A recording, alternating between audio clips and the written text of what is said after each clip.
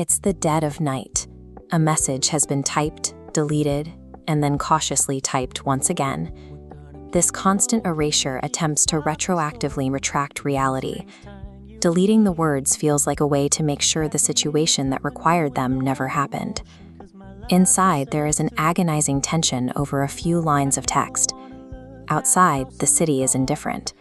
Traffic continues, a distant horn sounds, and someone laughs below. Then, at 2:17 a.m., the screen lights up with a minimalist reply. "Yeah, you?" He scans it, searching for an emotional subtext that isn't there. He replies with a single word. "Yeah." It's a small confirmation, a quiet check-in that establishes a rhythm of safety. It offers a connection without requiring any vulnerability. The unsaid is a deliberate act of self-sabotage. It replaces the possibility of a real connection with a one-sided digital ghost. This dynamic began by accident. A shared table at a crowded cafe because every other seat was full. No intentional pursuit, just spatial necessity.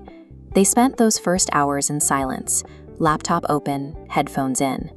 This lack of communication established firm, unspoken boundaries before they ever learned each other's names. Eventually, the encounter became a recurring coincidence. Same cafe, similar hours. It was a slow realization. He only understood they were connected when he started noticing the days she wasn't there. They engaged in safe proximity, talking about books neither had finished or why the city felt different after midnight. These abstract conversations allowed for intimacy while avoiding any personal commitment. These passive routines build a comforting illusion. They allow two people to feel close while entirely bypassing the risk of actual vulnerability. The tone shifted when they moved to the curb outside after the cafe closed. The street was quieter, making the conversation feel more exposed. She mentioned, almost offhandedly, that she doesn't stay. She moves between cities and jobs. This confession introduced an immediate deadline to their time together. This graph illustrates the internal reaction. While his internal attachment spikes upon hearing she is leaving, his external communication flatlines. He uses silence as a shield against the impending loss. He files the information away as data, using the silence to build a barrier. If the relationship remains unnamed, the pain of its conclusion feels less official. Their final night together was unsettlingly normal.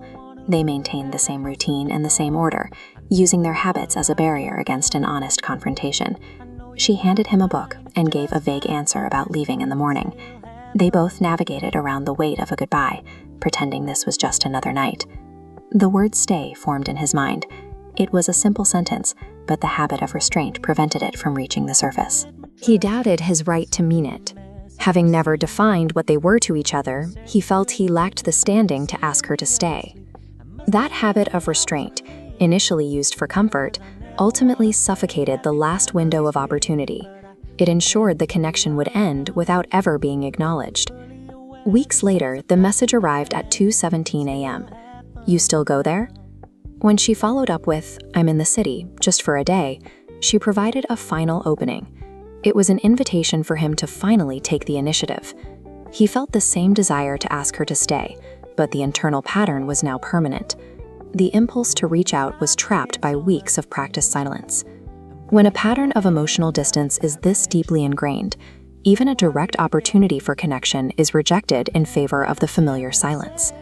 He went to the cafe the next evening and sat at the same table. The chair across from him stayed empty, a physical manifestation of everything that had been left unsaid. He opened their chat and typed, "I was there today." It was his final, faltering attempt to bridge the gap. He read it once, then deleted it. He let the screen time out. As it goes black, the unspoken feelings are entombed within the device. Choosing the safety of emotional distance guarantees the outcome it tries to avoid. We end up haunted by the connections we were too afraid to name.